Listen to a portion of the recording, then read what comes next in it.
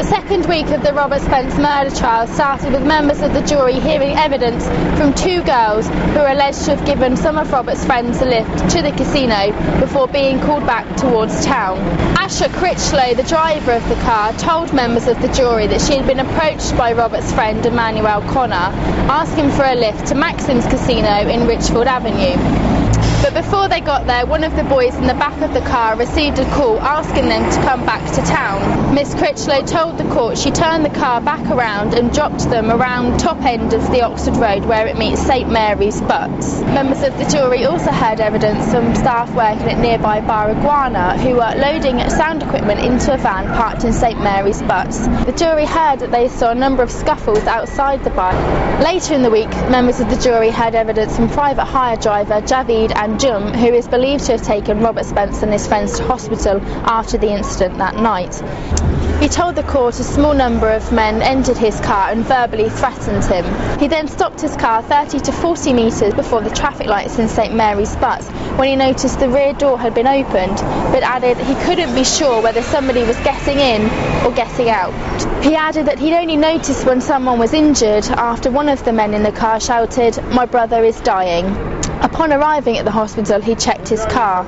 He added that in the back seat he saw blood and that the rear window had been smashed.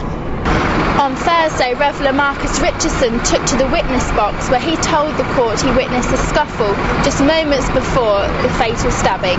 He told the court that as part of that fight he saw a man he knew to be Martin Stout get punched and stagger over to another group of boys nearby. He told the court he was staggering. He walked up to a group of boys. When he walked up to them, he wasn't quite with it, so he may have bumped into them. He added one of them was punching Marsden. He tried to fight back. Mr. Richardson, who was stood by Perfect Fried Chicken at the time, said that he saw the group that Marsden had bumped into walk out of the silver BMW 3 Series. Mr. Richardson recalled seeing between 4 and 6 men walking in a line towards where Mr. Stout was, holding something he described to be a kung fu sword.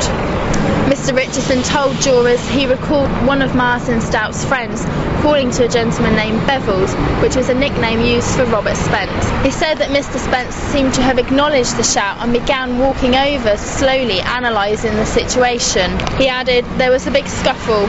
Marsden dropped to the ground. That's when I saw the others who were with the guy with the blade. I saw stabbing actions." Mr. Richardson also said he saw another man he recognised to be Emmanuel Connor come to help. Mr. Connor fell to the floor, Mr. Richardson said, and was stabbed.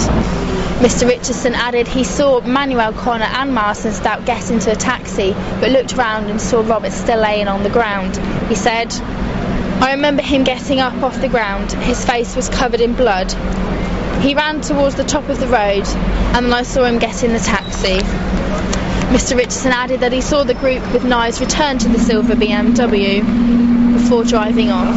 Nicholas Olu, Jamal Powell, Carlton Miles, Leon Wilson and David Brooks, all from Bristol, all deny one count of murder and one of attempted murder. The trial continues.